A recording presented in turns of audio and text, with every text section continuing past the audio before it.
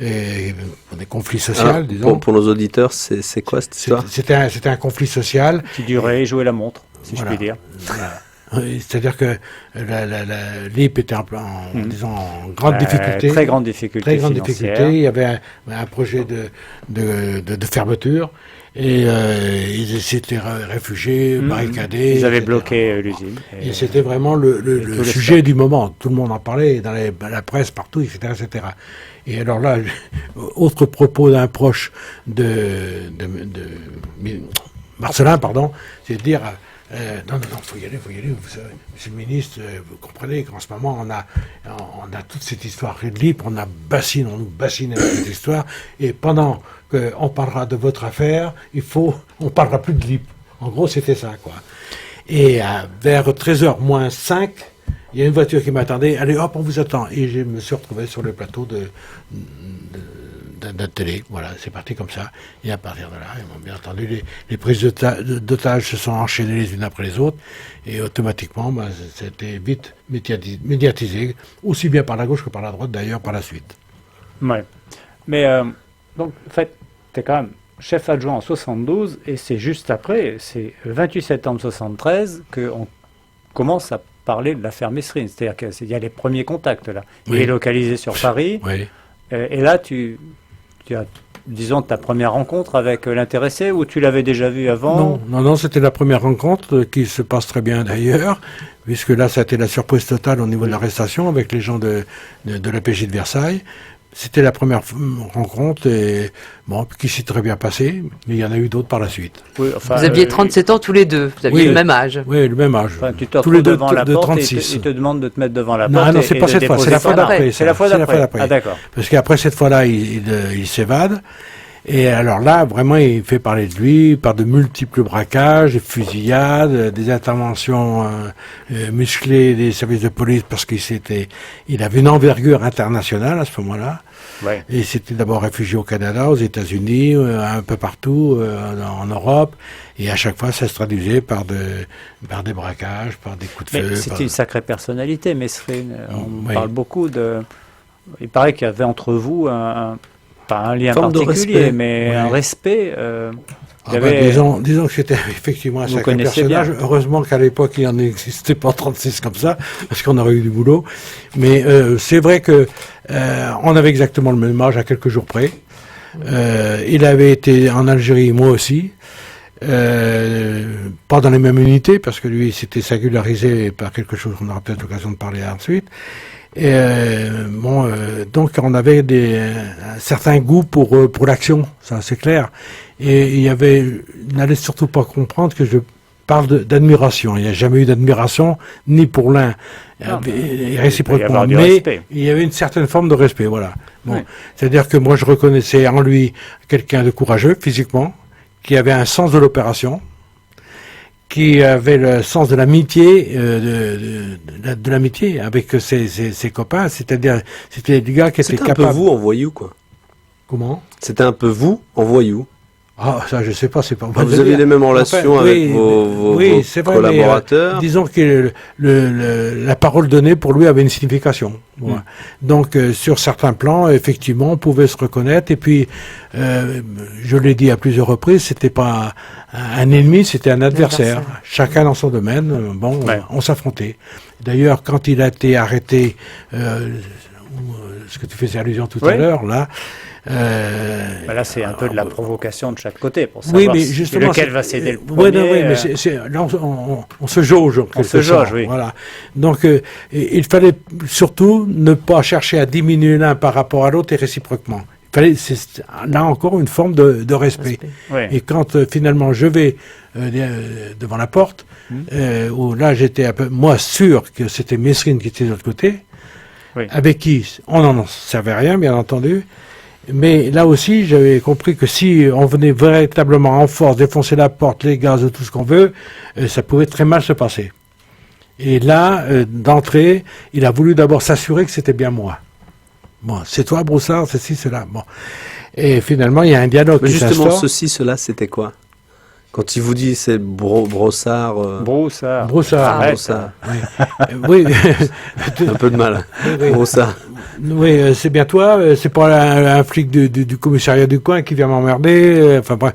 Et il voulait que je justifie mon identité en quelque sorte. Et alors j'avais voulu dire que j'étais seul devant la porte comme il me l'avait demandé, non armé. Sans armes, sans gilet pare-balles. Oui, sans gilet pare-balles, sans rien, sans protection. Mais là, dans mon calcul, c'est qu'il ne pouvait pas se montrer inférieur à moi ou supérieur à moi. Il fallait qu'il se montre égal. Voilà. Donc, je suis donc devant la porte et là, il me demande mon identité.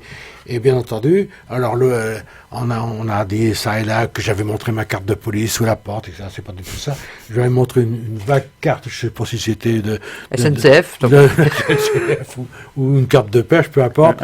Ou une licence de rugby. Un bon bouchon de la dame pipi. Je lui passe, il y avait quand même ma photo. Je lui passe sous la porte et 2-3 minutes après, il me dit, bon, c'est bien toi. Et sous la porte, il me glisse une coupure de journal où il y avait ma photo. Et j'ai cette dédicace que peuvent avoir, c'est bien toi, bravo, belle opération. Et signé Mesrine. C'est du bon boulot, il dit. C'est du bon boulot, voilà. Mesrine, c'est du bon boulot. Voilà. Donc je récupère le papier, j'ai dit bon ça se présente plutôt bien. Et on a continué notre discussion, mais qui était quand même très dure parce que à un moment il a fait brûler des chiffons imbibés d'huile, ça sentait, bon, et me faisant croire que ça allait péter, quoi, qu'il n'était pas question qu'il se rende, etc. Puis alors, au bout d'un moment, je dis écoute, arrête les conneries, tu vas pas, bon, il faut savoir perdre. Bon, enfin moi je passe sur le détail, mais ça durait quand même 45 minutes. C'était un dialogue quand même très très dur. Et finalement, il accepte de se rendre. Et là, il voit bien que je suis tout seul, j'écarte la veste pour bien lui montrer que je n'étais pas armé. Et lui, il n'avait pas d'arme, mais il avait un énorme cigare à la bouche. C'est tout le personnage. Énorme cigare. Et il me dit, tu ne trouves pas que c'est une arrestation qui a de la gueule? Je dis, oui, c'est pas mal. Mais là, j'avais la paire de menottes, mais c'était vite fait. Et aucune résistance, rien, etc. Et vous avez bu le champagne. Et là, il a ouvert le champagne, parce qu'il était avec une femme. Fifi. Et dans un premier temps, il nous avait fait croire que c'était la fille d'un ambassadeur. Enfin, c'était tout son cinéma, quoi. Et sur le lit, il y avait une panoplie d'armes de tout genre, des gilets pare-balles, des grenades, de ci, de là, etc. Enfin, c'était impressionnant. Plusieurs jeux de faux papiers, des permis de conduire, enfin, il y avait tout. Et puis là, il y a 2, 3 ou 4 collaborateurs qui rentrent à ce moment-là dans le truc, et il dit, le grand seigneur, il se tourne vers la fille, il dit, Fifi, du champagne pour ces messieurs, ce sont des hommes, des vrais, etc. Bon. Et puis finalement, il a servi le champagne. Moi, il se trouve, c'est une mauvaise publicité pour le champagne peut-être, mais je ne cours pas après le champagne. Donc j'ai pris le verre parce qu'il fallait respecter son geste, puis donc vous l'avez bu? Non. Voilà. Et puis il a parfaitement compris et tout. Voilà en gros l'arrestation. Et puis la troisième fois, ça c'est encore autre chose. Mais moi, ce qui m'intéresse un peu de l'histoire, on l'a beaucoup raconté, mais c'est, vous l'avez dit à un moment, c'est cette forme, pas d'admiration, mais un profond respect entre les deux. Oui, mais écoutez, je vais vous dire, à la suite de cette deuxième arrestation, il passe en cour d'assises. Et bien entendu, je suis cité à la fois par la défense et par l'accusation. C'était d'un côté pour me faire dire, mais finalement, si vous avez été le voir sans arme, c'est que vous aviez confiance en lui, donc il n'est pas aussi dangereux qu'on prétend. Et puis, bien entendu, l'accusation est, non mais ouais, attendez, si Mesrine s'est rendu, c'est qu'il ne pouvait pas faire autrement. Et puis finalement, tout le monde avait raison. C'est que tout simplement, encore une fois, il ne pouvait pas se montrer inférieur à moi, et moi, il ne fallait pas que j'en rajoute. Ouais, par des propos qui auraient pu le braquer, le vexer et le rendre, disons, peut-être non, je comprends. Plus méchant. Ça me rappelle beaucoup de choses. Mais vous étiez en permanence dans cette relation Broussard-Mesrine sur un rasoir. Ah, tout à fait. Ouais, on était toujours sur le fil de l'incertitude. Oui, c'est ça. Voilà. Mais quand donc il est arrêté, il va dans des locaux de police et au moment d'être déféré à un juge, il dit aux inspecteurs qui l'interrogeaient, il dit, je voudrais bien parler à Broussard avant de partir au dépôt. Bon, alors j'y vais. Il dit, mais je voudrais discuter avec lui seul, d'homme à homme. Bon. Là aussi, il ne fallait pas que je déchire le voile. Si vous voulez, je suis entré. Et puis, il était assis, me notait comme il se doit. Et là, on a eu une discussion, je ne sais pas, 30, 35 minutes, je ne sais pas, on n'a pas vu le temps passer. Mais vraiment, là, croyez-moi, c'était quelque chose de super intéressant parce que on était discutait. Cultivé en plus. Comment? Il était cultivé. Ah oui, il s'exprimait bien, et il écrivait très très bien. Et vous parliez de quoi dans cette... on a son parcours, le bien. Et puis pour dire, écoute, tu es flic, je suis truand, parce qu'il aimait beaucoup dire et faire savoir qu'il était l'ennemi public numéro 1, il était fou d'orgueil. Et non seulement en France, mais sur plusieurs continents, il aimait le répéter aussi. Et c'est vrai, parce que pour voir ce qu'il a fait au Canada et ailleurs, notamment quand il a tué les gardes forestiers. Donc c'était pas un enfant de cœur, croyez-moi, c'était pas des simples petits braquages, dès que on résistait à lui et que ça se passait très mal. On l'a suspecté d'avoir tué un nombre assez élevé de personnes, des truands, entre autres, mais il fallait le respecter. Voilà. Et puis, là, dans cette discussion, c'était quand même très, très intéressant. Et il me dit, mais tu sais, pour ça, je t'aime bien, mais dis-toi bien que si on se croise. Oui, non, je vais partir pour un long voyage. Il me dit, c'est normal que je discute un peu avec les amis. J'en ai plus beaucoup, il m'a dit, mais je voudrais te dire une chose. Je te respecte. T'es un homme loyal. Et je dois te dire que je vais tout faire pour m'évader. Je vais me donner 2 ans, 3 ans pour m'évader. Si je n'y arrive pas, je me fous en l'air. Je ne vais pas passer ma vie en QHS. Et il l'a fait. Et oui. Alors il m'a dit, si on se retrouve dans la rue, je suis désolé, mais cette fois-là, il n'y aura pas de champagne. Le premier qui tirera aura raison. Si c'est toi, c'est toi. Si c'est moi. D'ailleurs, il a dit, face à un type comme moi, il n'y a pas tellement de cadeaux à faire. Non, il n'y a pas de cadeaux à faire. Et il a même dit aussi, parce que j'ai une correspondance de Mesrine, il n'y en a pas beaucoup qui l'ont, mais une fois en prison, il avait envoyé une lettre qui n'était pas spécialement adressée à moi, mais où il y avait quand même une page à peu près qui m'était consacrée. Il avait fait transiter ça par le juge d'instruction. Et dans cette, moi qui n'aime pas les flics, j'ai beaucoup de respect pour Brossard. C'est un homme droit qui tient parole.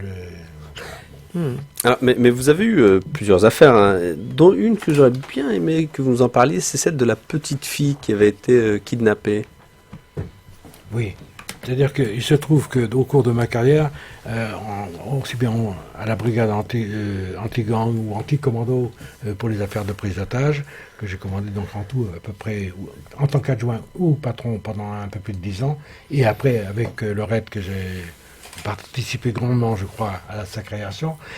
Et il y a eu, je suis intervenu dans pas quand j'ai dit je suis intervenu. J'étais présent dans une 60aine de prises d'otages au point de vue d'intervention que j'ai dirigées. Donc celle du baron ou pas? Donc celle du baron, pas. C'était un enlèvement. On fait un distinguo entre les prises d'otages proprement dites et les enlèvements. Et donc il y a une petite gamine de 4-5 ans qui est enlevée. C'est une histoire absolument sordide où l'enlèvement a été disons organisé par un membre de la famille qui était en conflit avec son père, pour des raisons financières. Et ce membre de la famille avait constitué une équipe pour finalement demander une rançon. Enlever la gamine, et lui ensuite il se chargeait d'organiser la demande de rançon. Donc l'enlèvement se passe bien, la gamine est séquestrée pendant 2-3 jours, et finalement on finit par localiser l'endroit. C'est une chambre de bonne qui est au 6e étage, je m'en souviendrai longtemps.